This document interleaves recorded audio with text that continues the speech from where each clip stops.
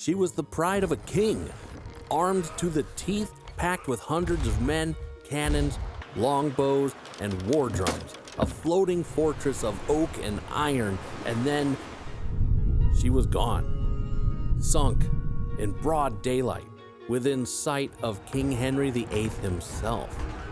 No enemy cannonball, no storm, just silence and bubbles. So what really happened to the Mary Rose? Was it sabotage, a fatal design flaw, or something worse? Why did a seasoned warship, one that had served England for over 30 years, collapse in minutes? And why did she take over 400 souls with her beneath the waves?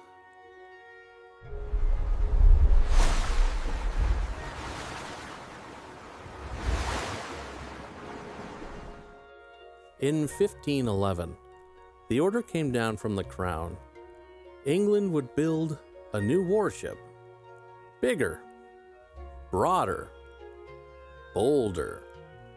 The Mary Rose was unlike anything that had sailed before her. She was designed to intimidate, capable of launching heavy cannon fire from both sides of her hull. Named perhaps for Henry's sister Mary, or for the Virgin herself. Either way, she was sacred to the king. For over 3 decades, the Mary Rose led England's navy into battle, from the Channel to the shores of Brittany. She was refitted, upgraded, reinforced, but with every improvement came added weight, and with it, risk. By 1545, the Mary Rose was no longer just a ship. She was a symbol of English power and a gamble in oak and iron.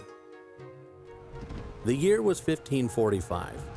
France had launched one of the largest invasion fleets ever seen, over 200 ships, thousands of soldiers sailing for the English coast.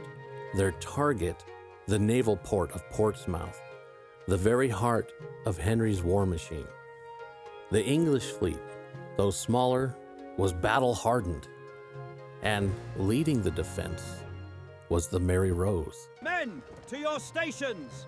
Prepare for battle! It was July 19th. The Solent Strait teemed with sails. From the high ground, Henry VIII watched as his navy prepared for battle.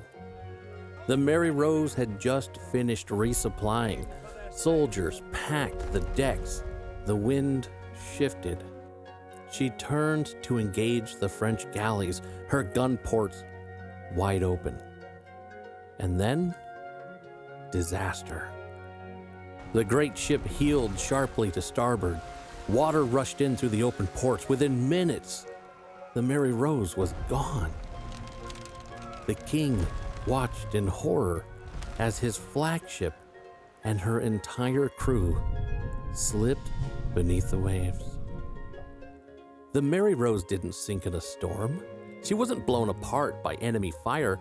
No hull breach, no explosion, just gone. So how does one of England's greatest warships vanish on a clear day, in calm water, in front of the king himself?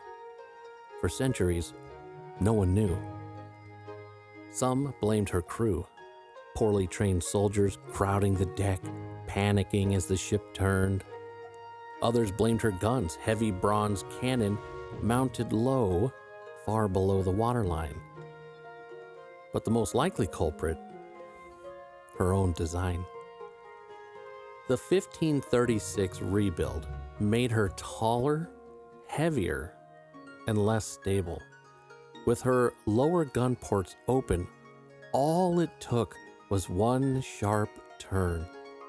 She took on water in seconds, and in seconds, she was lost.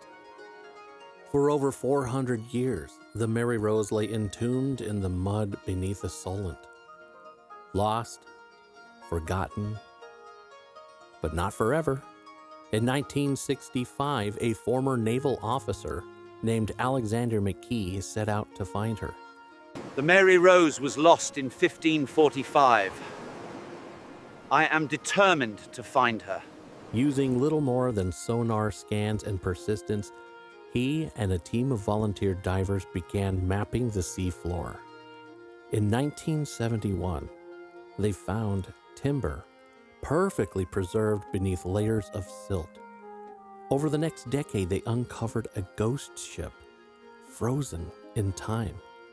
Cannon still loaded, swords in scabbards, personal belongings exactly where they fell. And then, in 1982, came the moment no one thought possible. Before a global audience, the Mary Rose rose again. The Mary Rose wasn't just a warship. She was a floating village, a world unto herself.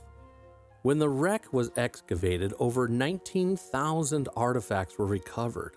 Tools, weapons, clothing, even musical instruments.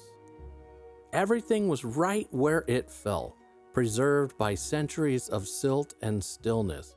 Wooden bowls, backgammon pieces, a carpenter's tool chest sealed shut since 1545. The ship's dog was found curled near the gun deck, still guarding the gunners after 400 years. But the most haunting finds were human. Skeletons of archers, cooks, sailors, some with curved spines from hulling rigging, others with arms shaped by longbows. DNA studies revealed these weren't just Englishmen. Some were from the Mediterranean. One may have been North African. The Mary Rose was more than a warship. She was a floating cross-section of Tudor society, diverse, skilled, and doomed together. The Mary Rose is more than a warship, more than a wreck.